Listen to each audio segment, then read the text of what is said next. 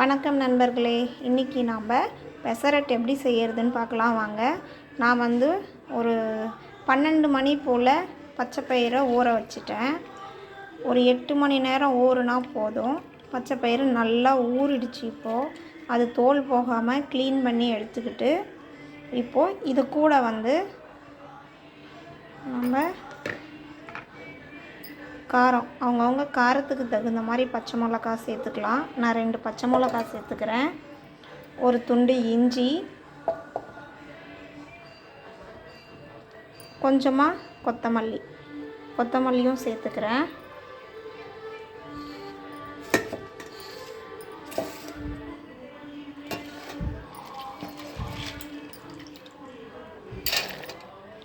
இதை நல்லா மையாக அரைச்சி எடுத்துக்கலாம். இதன் கூடவே கொஞ்சமாக உப்பு சேர்த்துப்போம். இதன் கூடவே கொஞ்சமாக சீரகம் சேர்த்துக்கிறேன். இதை நல்லா மையாக அரைச்சி எடுத்துக்கலாம். நல்லா இந்தளவுக்கு மையாக அரைச்சிக்கிடணும். இப்போ நம்ம இதை வேறு பாத்திரத்துக்கு மாற்றிக்கலாம். பாருங்கள், மொத்தமாக நம்ம அரைச்சி எடுத்துக்கிட்டோம். இந்தளவுக்கு இருந்தால் போதும். ரொம்ப தண்ணியாக விட்டுட்டிங்கனாலும் தோசை நல்லா வராது. இந்த திட்டத்துக்கு இருந்தால் போதும். கல் சூடாயிடுச்சு.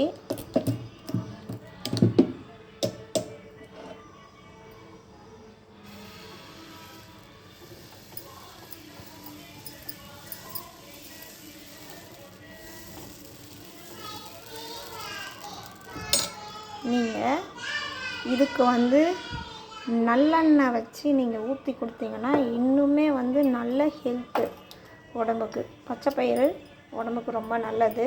ஆனால் குழந்தைங்க என்ன பண்ணுவாங்க, பச்சைப்பயிரை நம்ம வேக வச்சு கொடுத்தா சாப்பிடவே மாட்டாங்க. ஒரு சிலருக்கு சர்க்கரை போட்டு கொடுக்கணும். ஒயிட் சுகர் கொஞ்சம் அவாய்ட் பண்ணுறது உடம்புக்கு ரொம்ப நல்லது தான். அதுக்கு பதிலாக நம்ம இந்த மாதிரி செஞ்சு கொடுத்தோம்னா நமக்கு ஒரு வேளை டிஃபனும் முடிஞ்சிடும். பசங்களுக்கும் நல்ல ஹெல்த்தியான ஒரு சாப்பாடும் கிடைக்கும். நல்லெண்ணெய் ஒரு சிலருக்கு பிடிக்காதவங்க அவங்களுக்கு பிடிச்ச எண்ணெயை ஊற்றிக்கலாம். நல்லெண்ணெய் ஊற்றி செஞ்சு கொடுத்தா இன்னும் நல்லது. உடம்புக்கு ரொம்ப கூலிங். முறுமுறுன்னு ரெடி ஆயிடுச்சு.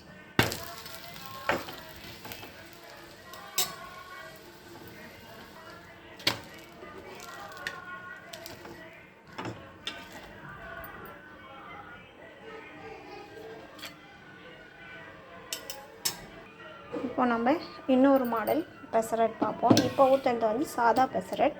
இப்போ ஆனியன் பெசரட் பண்ணலாம். இது சாதா தோசை பெசரட் மாதிரியே ஊற்றிட்டு அதுக்கு மேலே கொஞ்சமாக ஆனியன் தூவிக்கலாம். இங்கே பாருங்கள், நான் ஆனியனும் ரொம்ப பொடி பொடியாக கட் பண்ணி வச்சுருக்கேன் வெங்காயத்தையும் தான் அது மேலே தூவ போகிறேன். நம்ம மசாலா பெசரட் ஒரு நாளைக்கு பண்ணுறத நம்ம வீடியோவில் பார்க்கலாம்.